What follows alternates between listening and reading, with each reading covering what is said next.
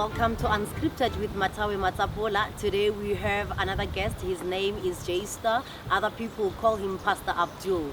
We couldn't ignore it when he went on Facebook to rant and say hashtag Lira must fall. So we decided to get him today so that he can tell us why should Lira fall. Thank you so much. I'm glad to be here. Thanks for having me. The reason why I said Lira must fall, I was working for Lira for a long time. Over a period of 12 years, I was a drummer. Robin is Lira's manager and husband. Working with her, there was inconsistency in industry standard. You know, we would go overseas with different people and the standard would be there. When we go with her, we play for the same rate in different countries, regardless of whether you play in Soshanguve or Egypt, you're getting the same fee. And because I know it's not supposed to be that way, I would always speak up and make mention of issues, which kind of made me someone, you know, they didn't want to deal with, Josh likes to complain, you know.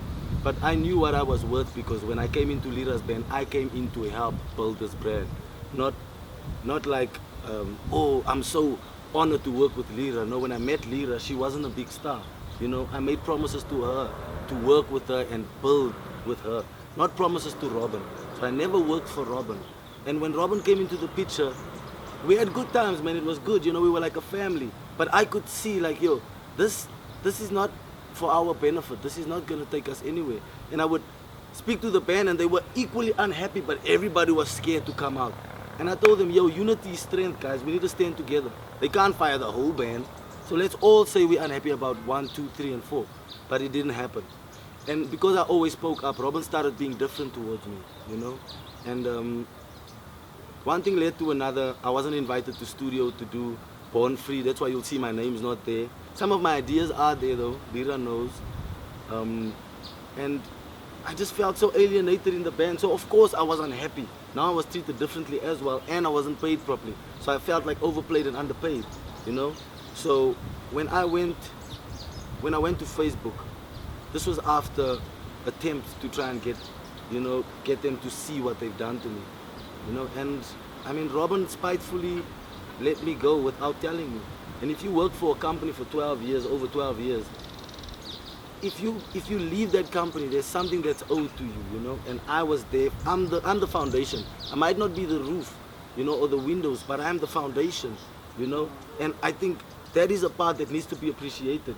And just because people don't see and they didn't put my name on everything that needs to have my name on, it seemed like, yeah, Josh is just complaining.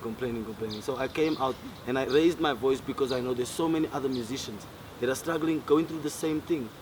And me knowing the industry and worked with so many people, everybody was complaining about Robin. Robin did this to me too. Robin did that to me too. And I thought, yo, I'm not going to trick kids into the industry and make them think it's all rosy. And then they run into people like this and get robbed. Why I'm saying Lira must fall is she knew about all these things.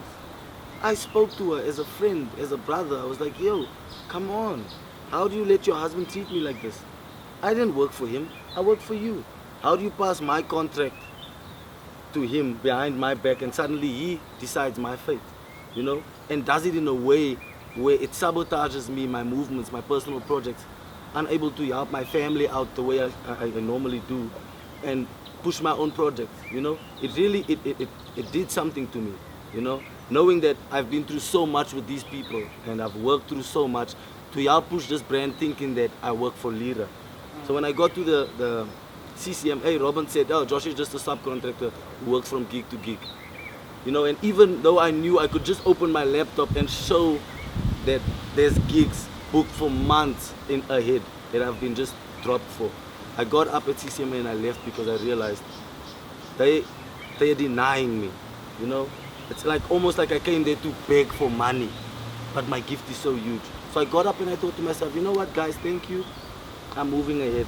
Robin is the reason why I had to expose Lira for her silence in aiding him in treating musicians like this. Because the old Lira wanted us all to do well.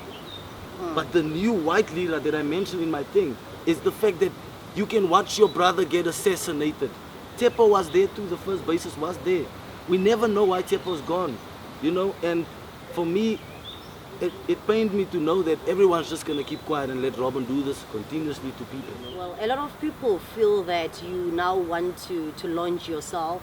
You want to come out, and the next thing there's a big bang. Oh, Pastor Abdul is out with an album. Do you want to use Lira to be famous? I'm and no disrespect, I can't use Lira to get famous. I was here before she got here. It's not me blowing my own horn, but I know what God has given me. Yo. Would you say you are more famous than Lira? No. This is not about fame. I was never seeking fame. Okay, I don't what seek. is this about? This is about speaking up and making sure that musicians are appreciated for the rest of their lives. When I have kids and they decide to do this, I can sleep well knowing that this boy has been gone for 3 days. He's gonna come back with enough money to sustain his projects, whatever he wants to do. Not go out and sacrifice his whole life and his whole youth like I have for people who discard you without even saying thank you for the years of sacrifice. Thank you for missing your uncle's funeral. Thank you for missing your granny's funeral. Thank you for spending your birthdays here with us instead of your big family. I have a family of 11 siblings and a mother and a father. They don't even include me in Christmas plans or New Year's plans anymore because my life became, he's not available. You heard it from the horse mouth, Pastor Abdul. This is Unscripted with Matawe Matsapola.